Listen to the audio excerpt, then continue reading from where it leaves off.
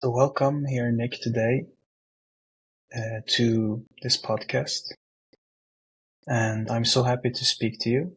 Let me first introduce you with a few words, and then you can say something more about yourself. And then we'll just have a conversation. And I hope you enjoy it. Well, I got to know you, Nick, I think in the few months that I've been on X. Your content showed up on my timeline for some reason. I think I don't remember exactly how and when and how, but immediately I think I identified with a lot of things that you shared and the conversations that you held and the content that you created. And so I connected with you. As it says right now in your X, like the bio, you describe yourself. I know that you don't like labels, but you describe yourself over there as a deep presence guide and leading entrepreneurs from overwhelm to spacious awareness so they make most aligned and effective decisions. And obviously, when you go into your pin tweets and to other places where you have shared your experience, there is so much more to you than what can be captured in a few sentences in a bio. So tell me, Nick, who are you? Yeah.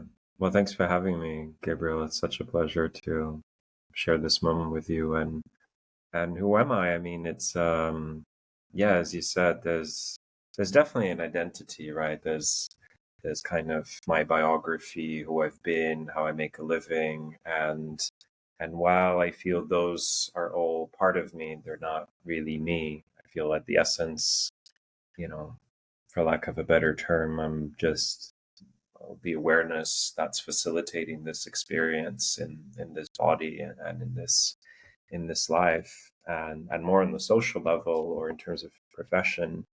Yeah, I've been, my background was in finance, in business. I burnt out, I quit, and dove into photography and worked as an artist, and then eventually found my way to guiding others, at first through coaching and then through my own guidance method.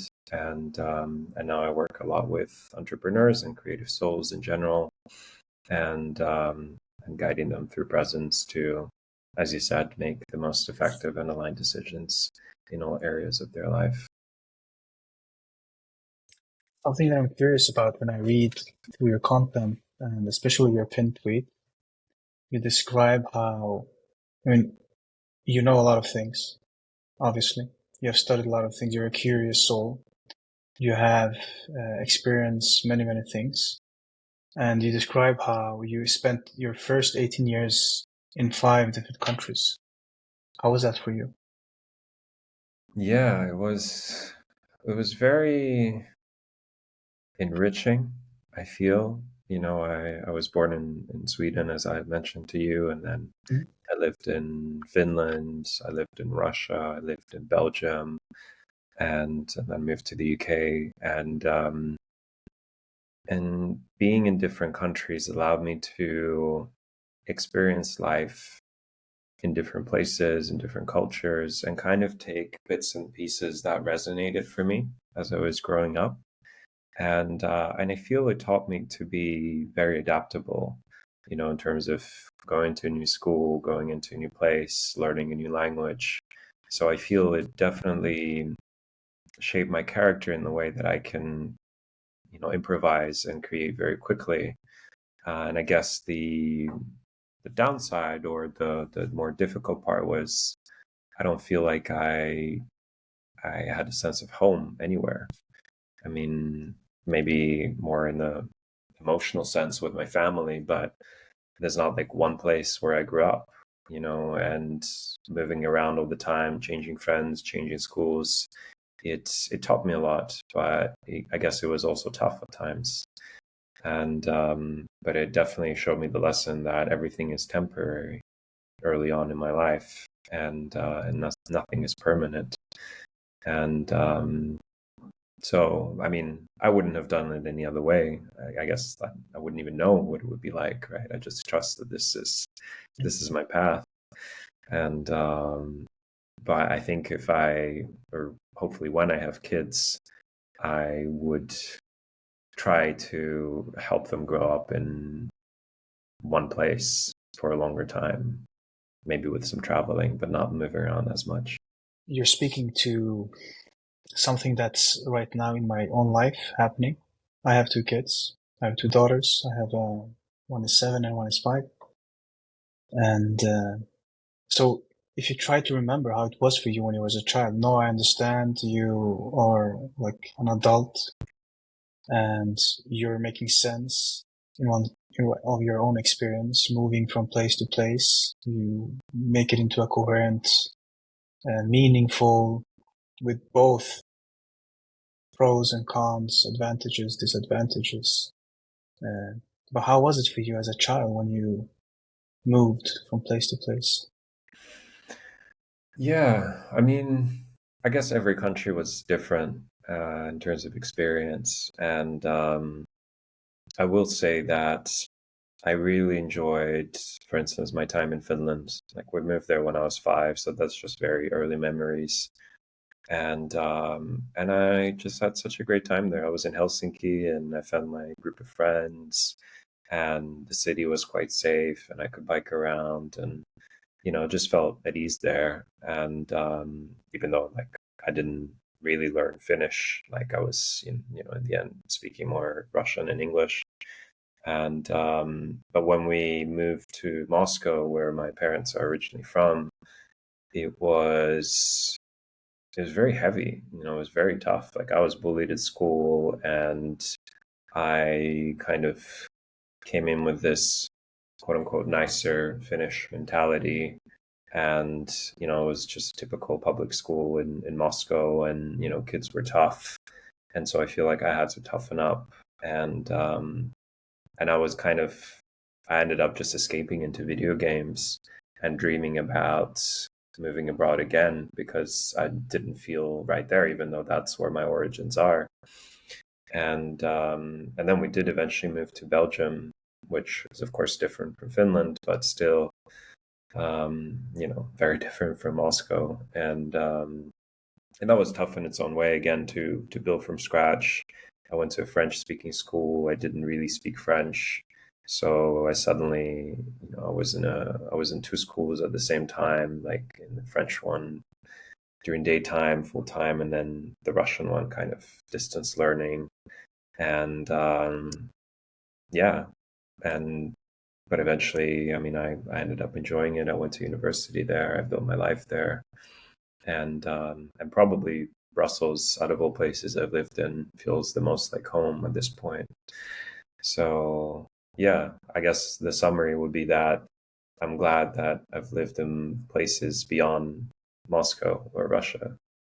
So I think if I had to choose growing up between all those different places or only living in Moscow, I think I would have still chosen to live in all those different places.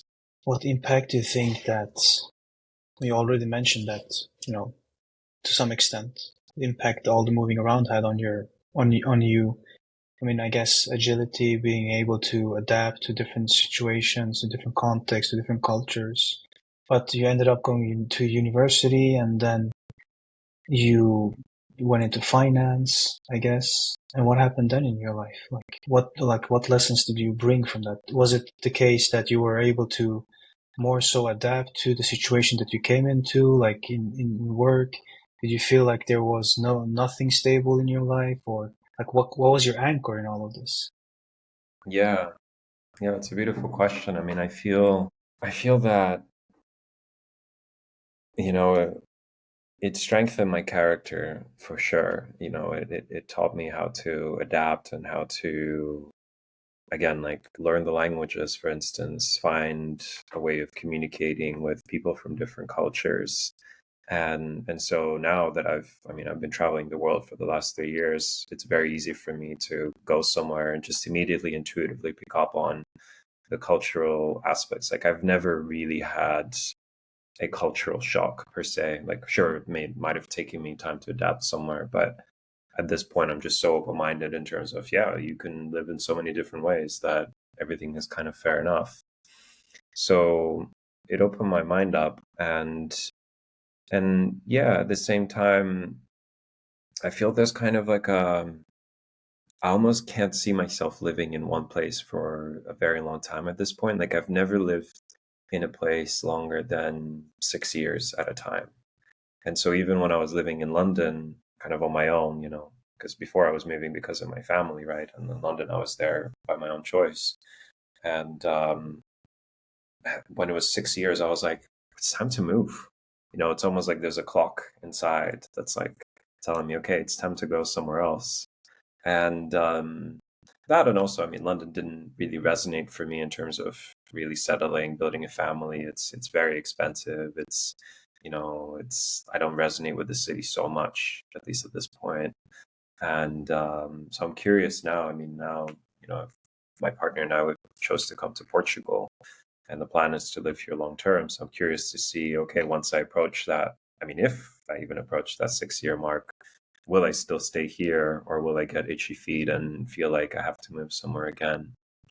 So yeah, and in terms of my personal life, yeah, when I went to work into finance in London, after a while, I felt this kind of existential crisis, like this deep longing inside.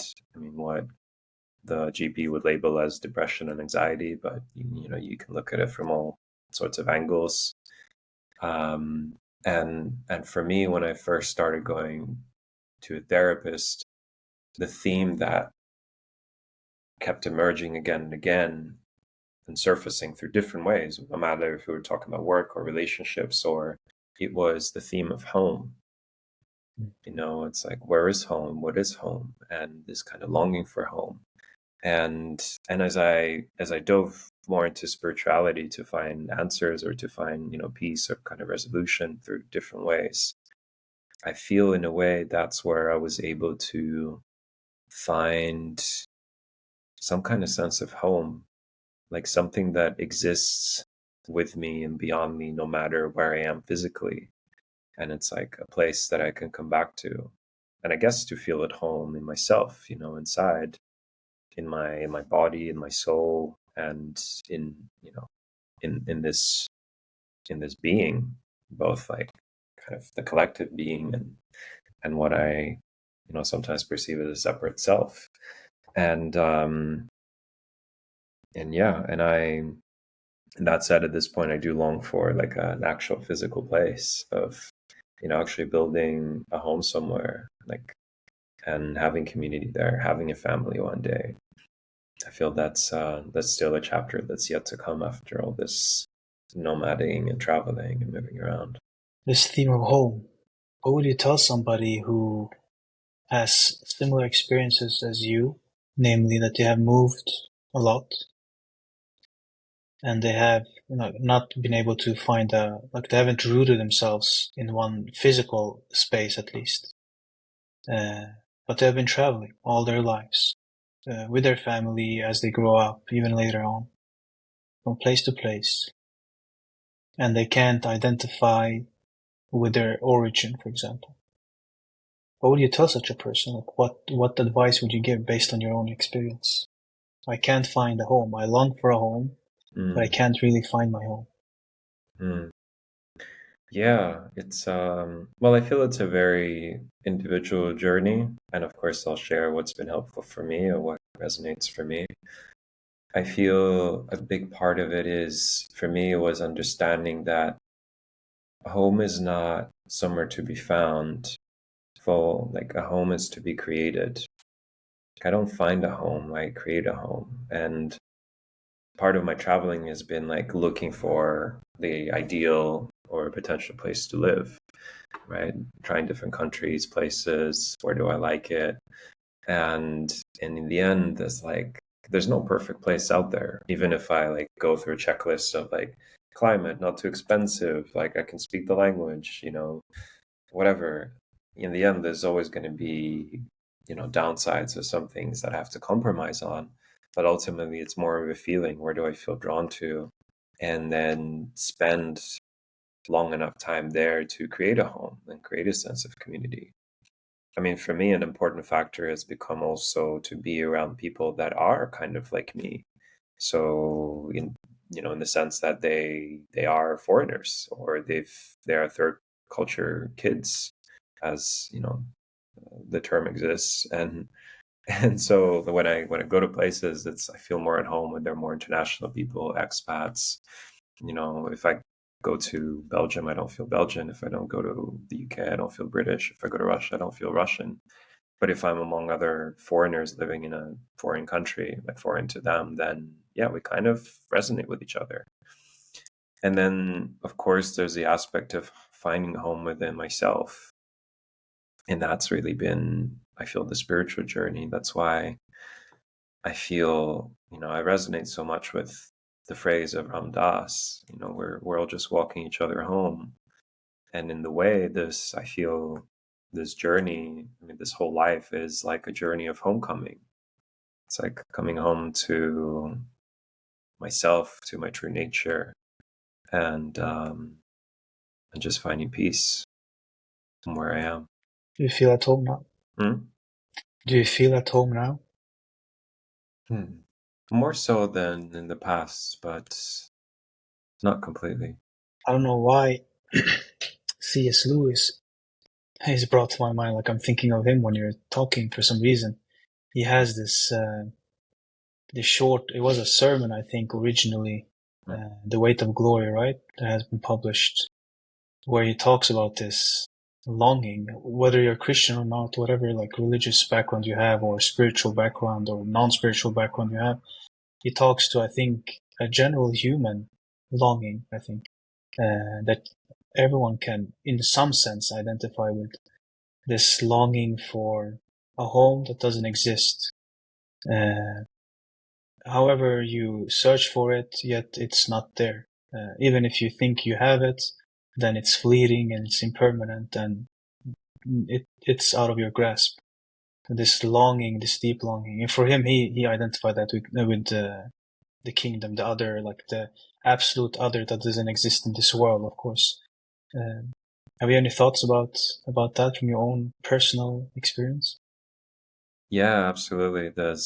I recently published a photography series, and photography is one of my main mediums for expression. And I called it Mela, and Mela as in short for melancholy, and it also means black in ancient Greek. And Mm. and I don't usually like to put words on my photography. Whenever I create images or a series, I just let it exist on its own. And just sometimes when it feels right, I add some words. And for that series, at the end, I added just these 3 lines, almost like a little poem. And it's along this similar feeling, and it goes like, and I sit here quietly, longing for a place that doesn't exist. Sit here quietly and long for a place that doesn't exist. So what do you do with that? Not you as in person, but what do you do, like in general? What do you do with that? Yeah, I mean, I feel a big part of my journey has been embracing my longing, embracing my melancholy. I mean, in a way, I feel like it's kind of even partially in the culture. Like there's even words in Russian to describe longing that you don't have in English, maybe even in Swedish. I'm not sure. Every language has unique words, right? But there's very particular shades or flavors of longing, and for me, and I read this also in my Gene Keys. It's, I don't know if you know about it. It's like a system kind of similar to human design. And anyway, there's one of the recommendations there for me which resonated, was to embrace my sense of melancholy, because not trying to make it go away or try to change it, just to embrace it and to be with it and see the beauty in it. And I found that when I really connect with it and when I really allow it to be, that's where I find my deepest love. And that's a place that I create from also. I mean, for me, photography is also like becomes, I guess, almost like a way to capture moments, almost to have a sense of continuity. Like, okay, I've been somewhere and I can create this memory and I can create this image, and this image is going to be there forever. And and and it gives me this kind of solace. So, in that sense, for me, creativity, I mean, poetry, but especially photography has been so healing, and just, I guess, almost like channeling that emotion into creating. So yeah, and I feel also practically like listening to the feeling of where it's guiding me. It's like, I've been traveling for a while and I've been longing for a home, and it's like, well, okay, well, maybe I should just stop traveling and create a home. Because of course there's resistance of like choosing a place, committing to a place. I mean, this fear that comes up of like, oh, how like the last time I was living with my ex-partner and we split up, and like we had to leave the place. And that left some pain of like, wow, I just feel like we just built this home and then suddenly it's all crushing down. So it became easier to just be on the fly and on the high of traveling, rather than to again take the risk of losing a home by creating one. So that's been the journey in the last few months also for me, with my current partner. We've both been traveling and longing for a home, and at the same time afraid to commit to it. So, and now we're taking practical steps in that direction, and it feels scary, but it feels really good. I Have you ever read Susan Cain? Bittersweet, The Quiet. Mm. She talks about in her last book, which is Bittersweet. She taps into this sense of melancholy, this longing that also is within every human being, or that's within her more than anything. And I personally can identify with it, and it seems like you're describing the same sense, in this regard. And she says something quite beautiful. I don't have the text in front of me, or I don't remember, but I'm paraphrasing that. And I don't think she's the only one who's saying this. I think that I can personally identify with this also, and that's in the longing lies the answer. In the longing lies the answer. In the longing for something, there is the answer. When you tap into this longing for home, this longing for something more, without any judgment, simply you are with that longing and you create from that space, or where you live from that data, from that point, from that position, when you're aware of it, when you embrace it. That's also when you feel at the same time, because it's the longing is not it's not sadness, right? There's a deep sense of satisfaction in this longing. Would you agree with that, or? Yeah, yeah, it really resonates. I mean, for me, I almost feel like it's the longing of the soul to merge with the greater whole. It's the longing to overcome this sense of separateness, the longing to transcend, the longing to belong. And and yeah, I mean, when I was working on my series, I did a lot of research linguistically also, and there are so many languages in which there's a word that has kind of a unique flavor of longing. Portuguese has the famous saudade, which is like the longing for, I think, what happened, but what does not exist anymore, or something like that. And then in Welsh, there's another word for longing for a place that doesn't exist. In German, there's another one that means, can't remember what it is, but it's like something like addiction to longing, or like, yeah. So there's it's no coincidence that I feel so many people end up creating these words, or they start emerging in the linguistic area, right? Because it's like there's this kind of rich, strong feeling that we almost want to put a word on. And yeah, the answers and the longing, it's definitely rich. And somehow for me, what comes up is the quote of Maria Rainer Rilke. Rainer Maria Rilke. He said, "Learn to love the question." And it's kind of like, yeah, maybe it's not about the answer, but loving the question, and similarly, like loving the longing, like also welcoming it. And yeah, that's what comes up for me.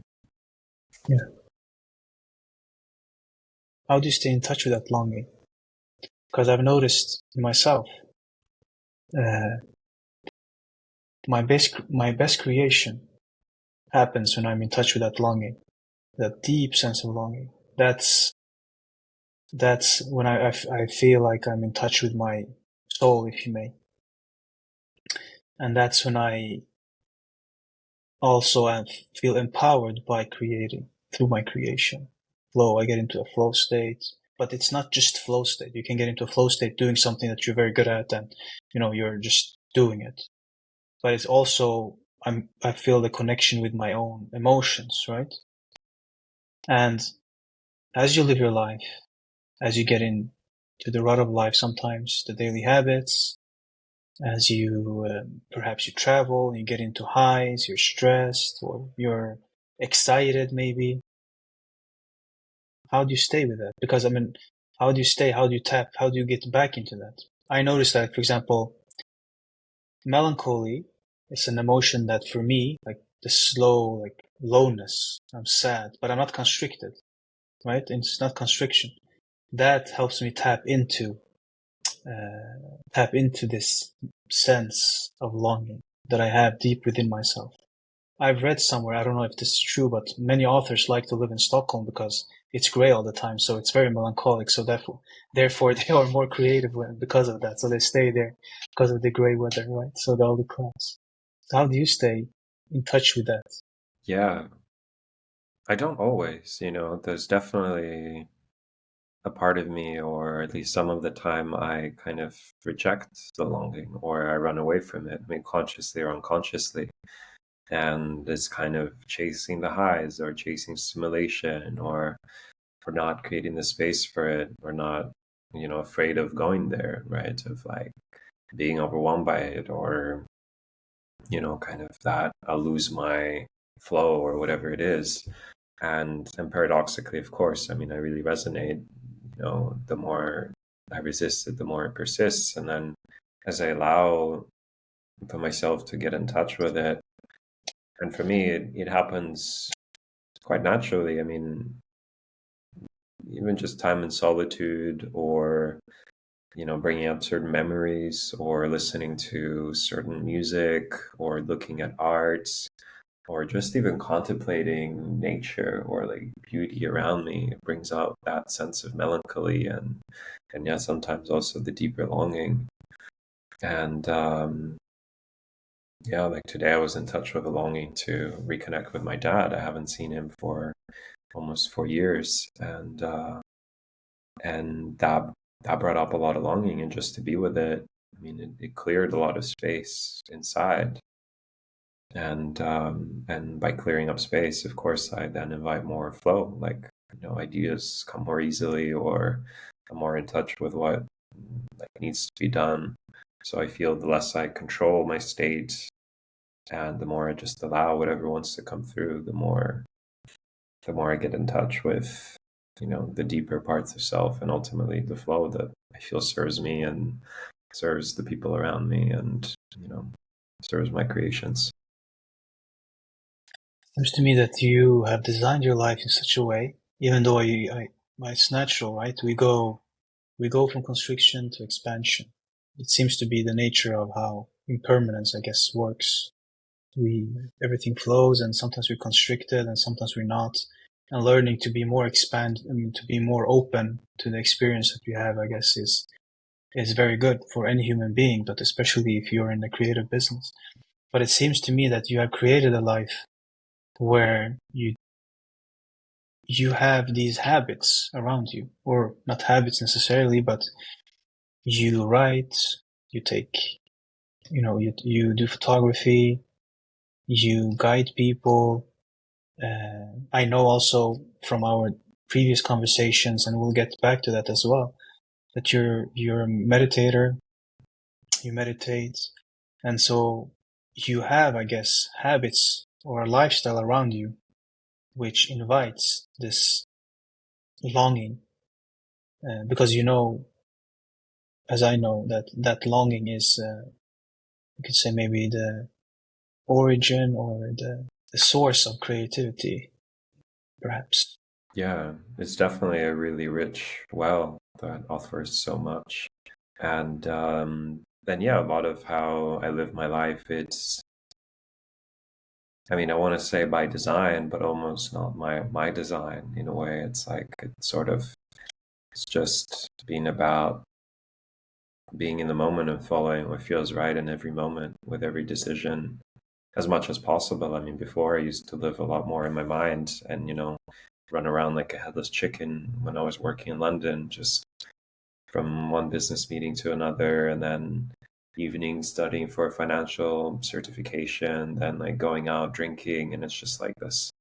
And then like taking care of my body and or not really taking care of it, like trying to bulk up and look bigger with more muscle and eating a lot of chicken, drinking protein powder and getting like acne reactions. And there was a lot of forcing. There was a lot of like, this is who I need to be or what I need to be, and I need to fit myself into it.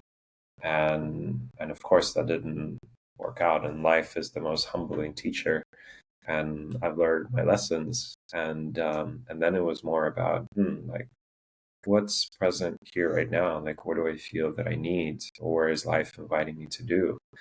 And it might have been to a certain place, or to a certain practice, or to a certain project. And I live in.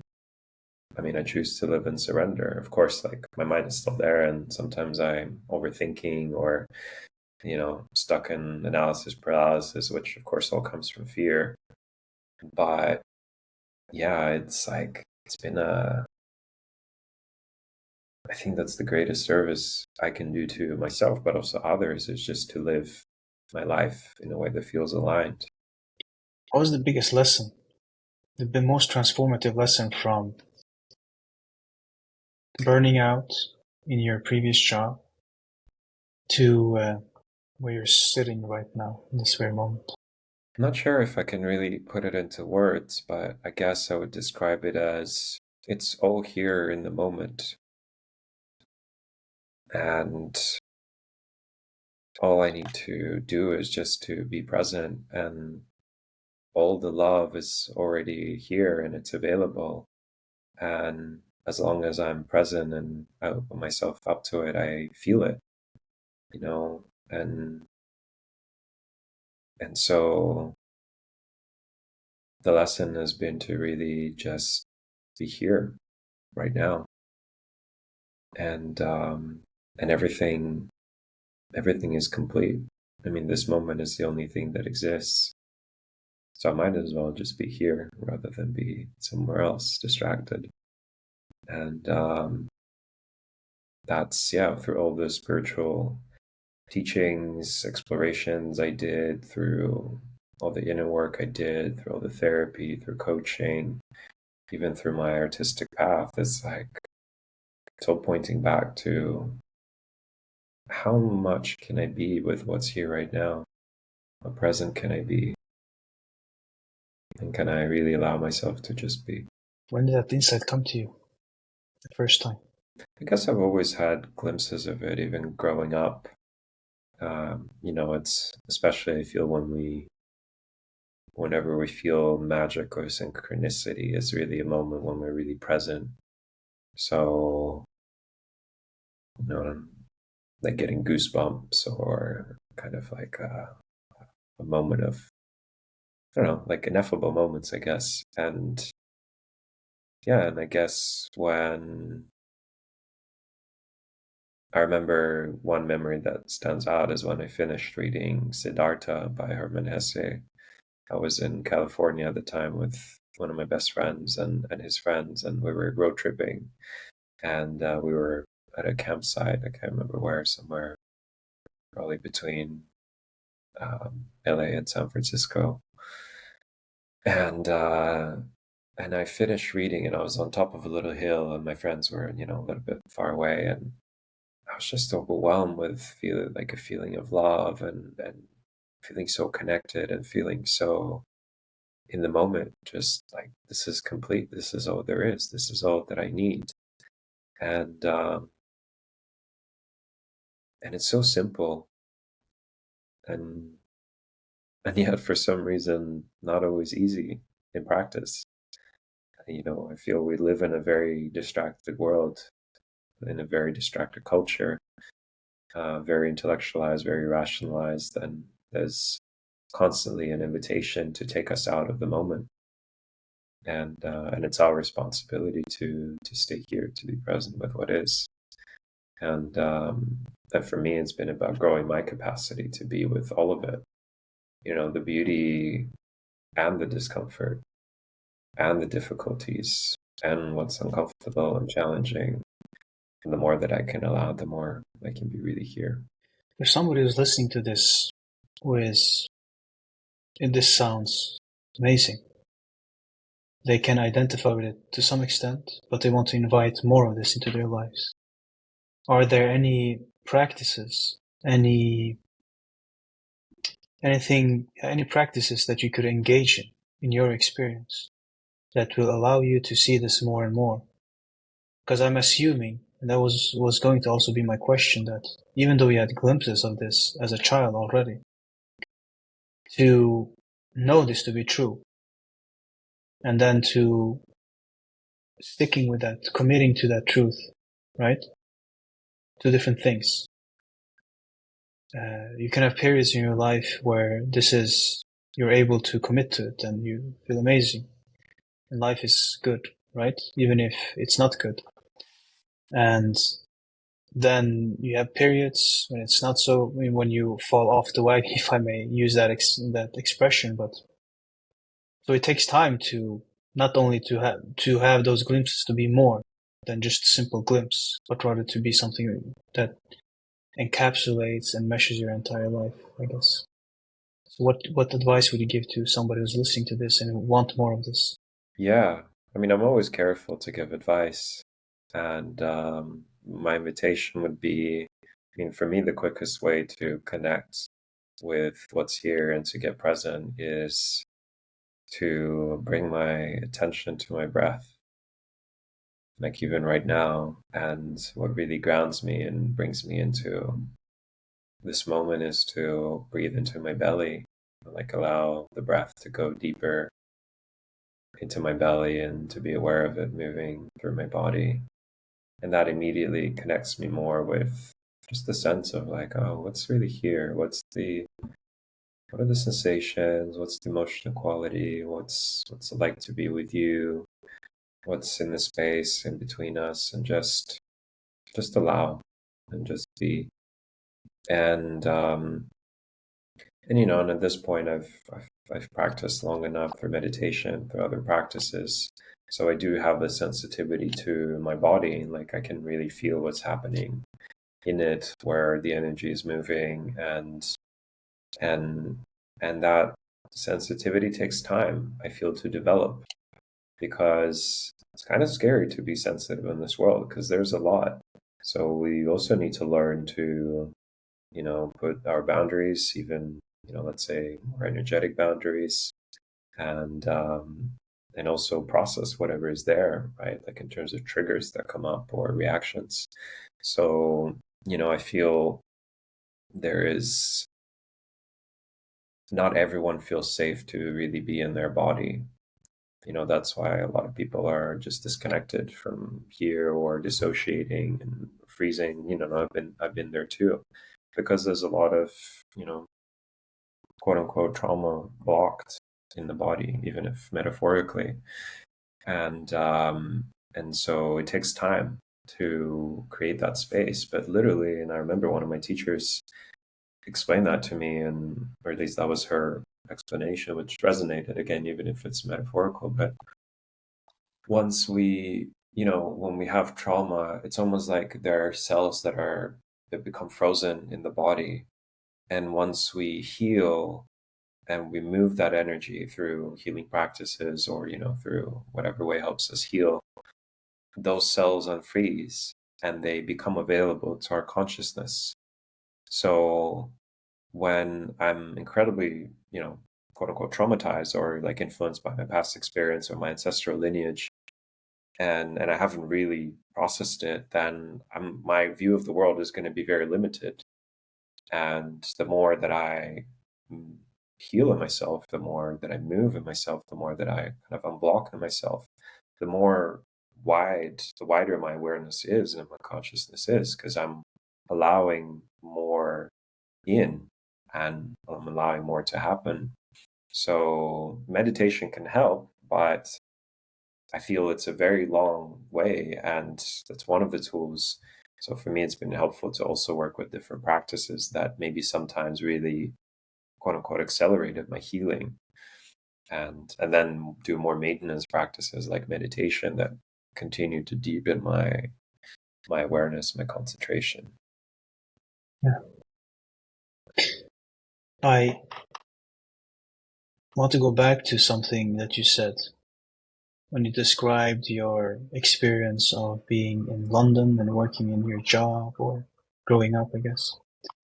That you were working frantically, long hours, drinking perhaps, and then studying, and so a lot of stress going on, right? And because why? Because you felt that you had this sense that you wanted to fit into some kind of mold. And something that came to me today was judgment. Judgment is the biggest block to becoming yourself, to being with yourself, to allowing this intuition, I guess, to guide you and to be more expanded.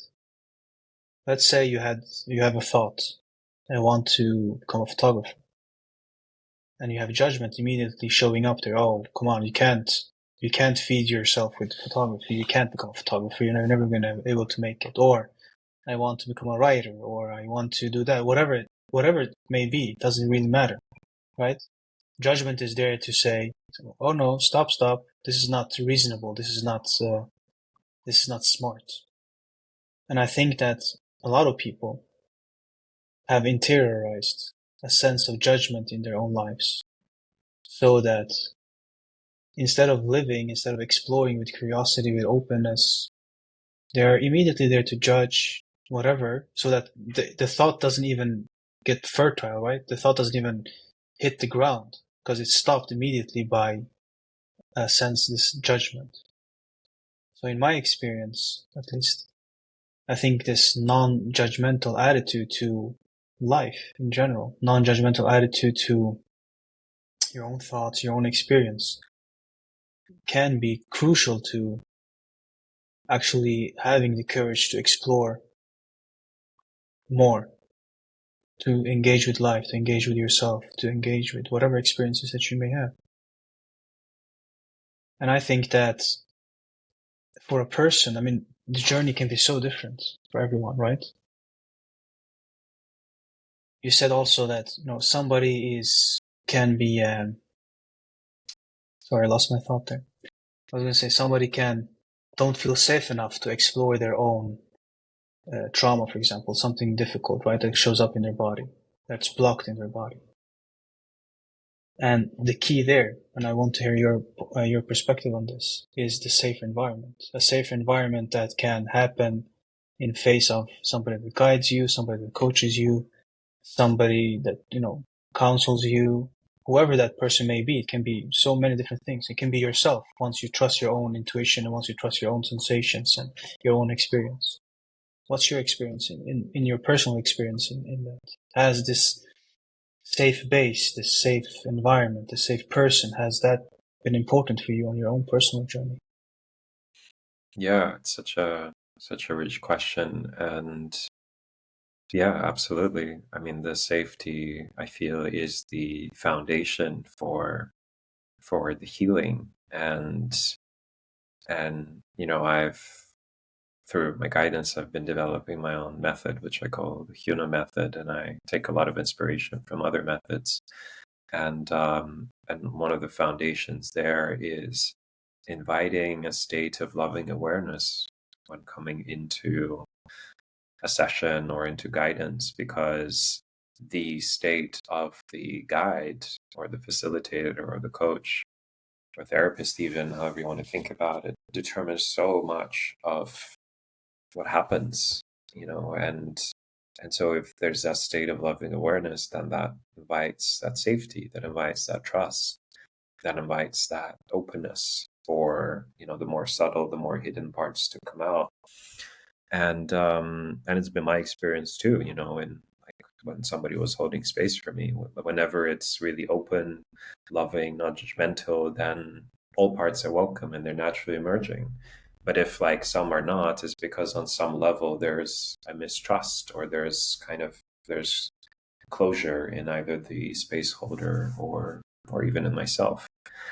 And of course also learning to hold space for myself, allowing that safety for myself, even if I open up and that's not reciprocated, or there's a reaction or there's a trigger, to allow enough safety for myself to hold myself in it, which of course is harder for more delicate, kind of trauma work, or when we go to really deep places, then you really need a strong space holder. Yeah, so for me it's really about that. And when it comes to judgment, I I absolutely resonate. And then for me, it's been also, not judging the judgment, also like, yeah, judgment is part of human nature. It's okay. Like we make judgment because it helps us survive.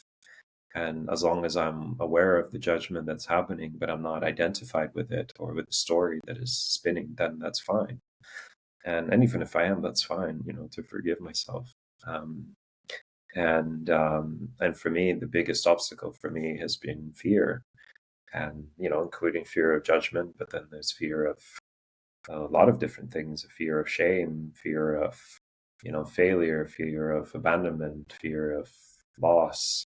And I feel the more that I can just act and face what I'm afraid of, the more I grow, the more that I integrate, the more I really step into my power. So that's really been my journey with it. And yeah, I guess I'll leave it at that. Yeah, I like that. Because that means judgment and non-judgment. You invite also, as I listen to you, self-compassion, Mm. right? So compassion that you're also a human being, which means that you will sometimes judge, sometimes you will be constricted, and sometimes you will not. And when you become aware of it, then you meet yourself with self-compassion. A theme that came up early on in our conversation that I would like to go back to, and that you have been talking to, I guess, a lot.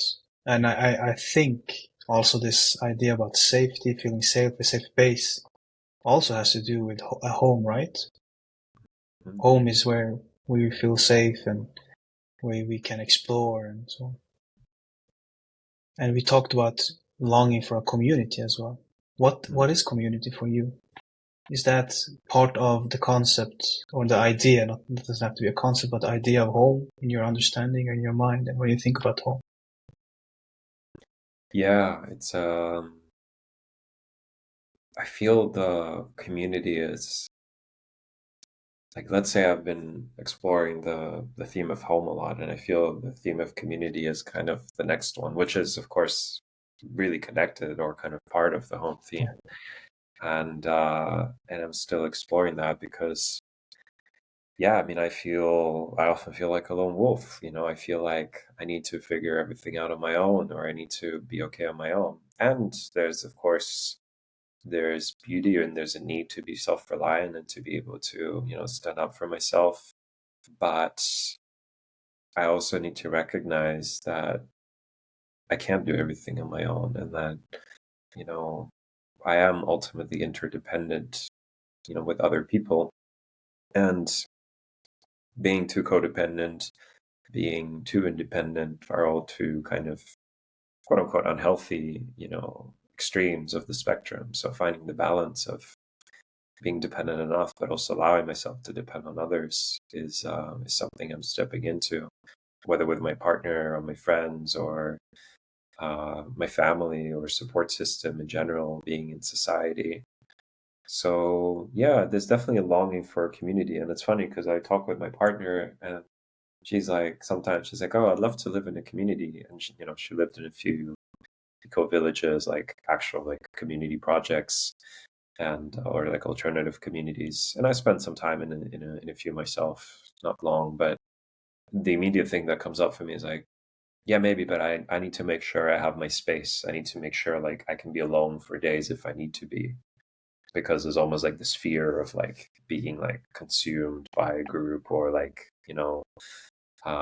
so I'm absolutely craving it and at the same time fearing it, and which I feel is probably healthy to an extent anyway, right? Like, you know, but there's definitely still resistance in terms of surrendering to being a part of a greater whole. And so I'm learning to be with it. But I think ideally what it would look like is I live somewhere probably in nature or like in the countryside, and there are enough kind of friends or like-minded people, and we have that natural sense of community where we spend time together, we invite each other over, we go somewhere.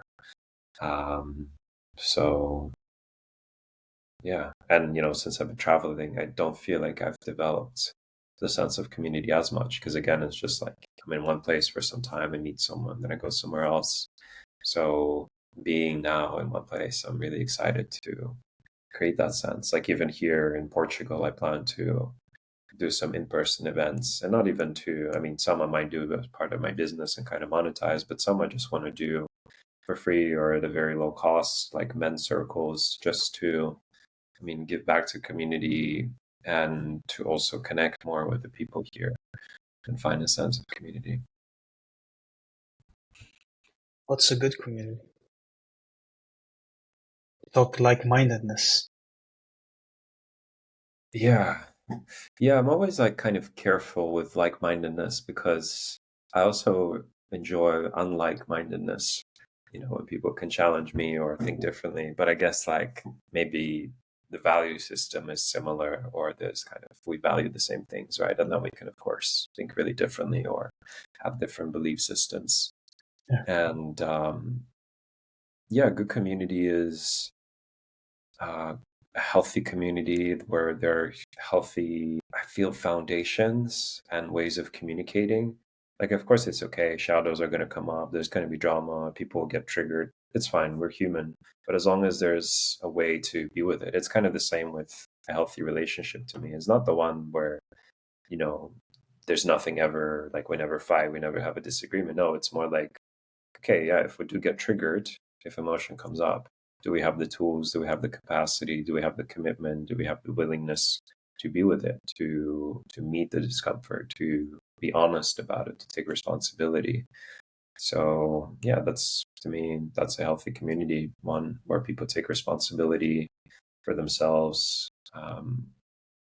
There's honesty, there's transparency, there's integrity, and then there's a shared value system, and maybe even some kind of a shared vision or a shared idea.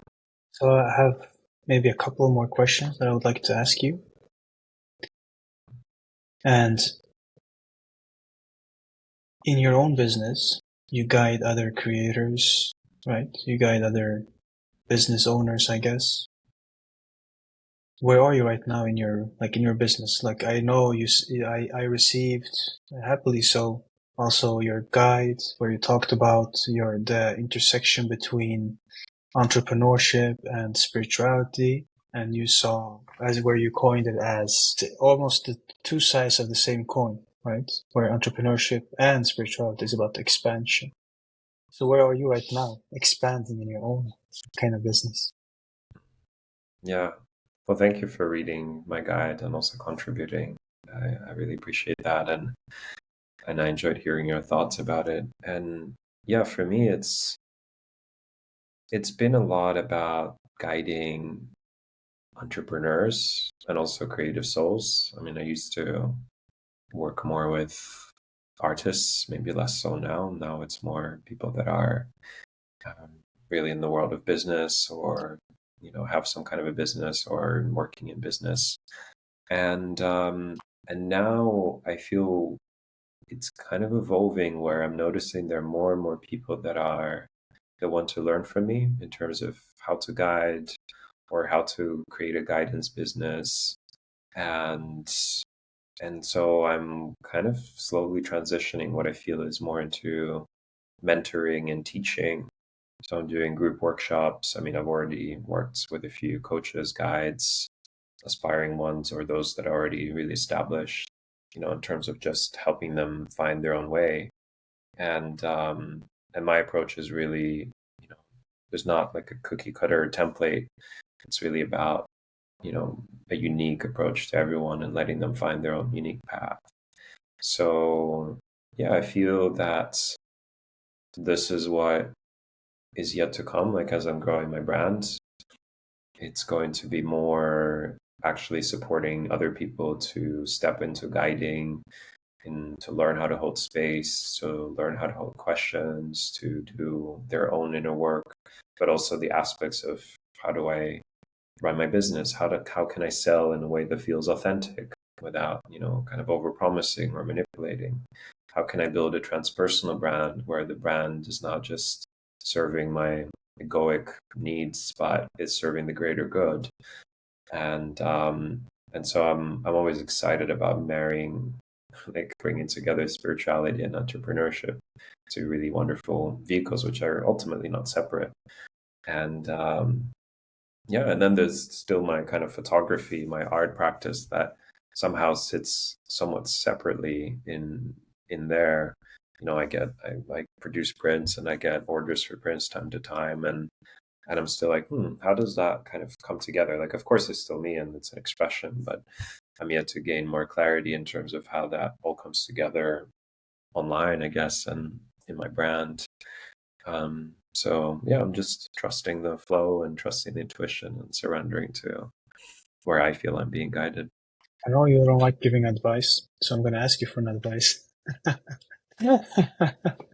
What would you tell somebody who is interested, curious about building their own online digital business of guidance, of coaching, or of teaching?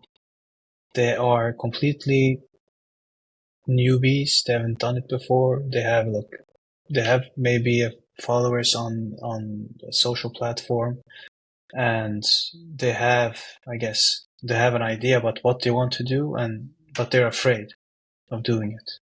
They're afraid of stepping into that space. They're afraid of failing. They're afraid of not being able to attract clients.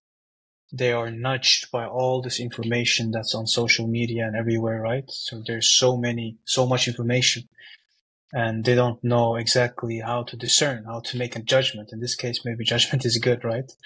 How to make a judgment on how to go about this whole enterprise. What non-advice would you give them? Yeah, well, again, it would be the invitation to reflect what brings you here in the first place.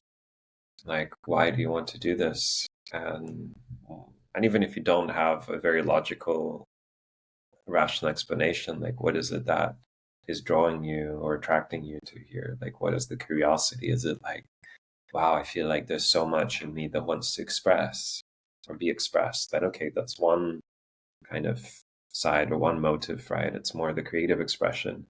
Or it's like, okay, I really want to find financial freedom. I don't want to be in my 9 to 5. I want to have my own thing. Then that's a different motive also. Or it's like, wow, there's so many people out there that I feel need help and I want to help them. I want to be there for them. I want to offer my guidance, my advice. That's another motive. And so there are many other ones, and they could all be there also, right? So I guess just getting clear with yourself and honest with yourself, like what are your intentions? And really honest intentions also, not just the light ones like, yeah, maybe I also want to do this because I'm craving attention, or because I want to prove something to the world, or because, I'm running away from pain of my 9 to 5, whatever it is, right? And also embracing that, but just being clear, like, where are you getting started? Because, it's going to catch up to you anyway, even if you're not aware of it straight away. So, yeah, and then for me, I feel it's one of the most important things is to spend time away from technology and from the space, because you're absolutely right. It's overwhelming. There's too much for all of us. They talk like almost every person these days say they have ADHD, and it's probably somewhat true. But it's not the problem with people that they have ADHD. It's that we have a system or like this way of living that's way too stimulating for us, right? Yeah. So the more space you can create in your day, in your life, to be in nature, to be off the phone, to be alone even, it's beautiful, because then for me, getting in touch with the inner voice, that's where I find my guidance. That's where I find my greatest ideas. It's never out there. I mean, somebody might inspire me, which will ultimately trigger something inside of me. But ultimately, it's the more I can do it on my own. And if you're approaching it as a business, I feel you still need to be strategic about it. And, it's good to have a strategy. It's good to have tactics. It's good to try things.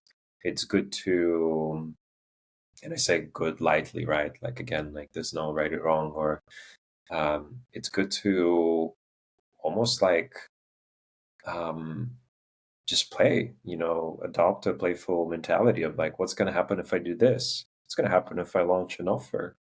Well, like, what if people sign up? Okay, I launched an offer, nobody's signing up. Okay, fine. Like, what if I try a different way? What if I message people directly? Or what if I change my writing? Or what if I inspire them with my story instead? Or what if I reach out to this person who's selling a lot and I learn from them? So it's kind of like, it's all just a learning game of like, you know, ultimately taking responsibility. Like, if something is not working out, it's not because there's something wrong with the internet or X or people. And there's nothing wrong with you as a person, but maybe change your actions, take responsibility, like try different things. A lot of business building, which I've learned from my background doing a startup and working for a big corporation, is all about iteration. You do one thing, you test it, you see what happens, you collect the data, and then you reintegrate that data into your next action. You take the new informed action. Okay, that's working great. Doubling down, doing more of it. Okay, not working anymore. Need to change something. So I feel for someone like me, the biggest hurdle has been to simply act, because I can just spend days daydreaming and imagining and in ideas, and that's one of my strengths. I mean, I come up with ideas, I connect dots, but I also need to execute.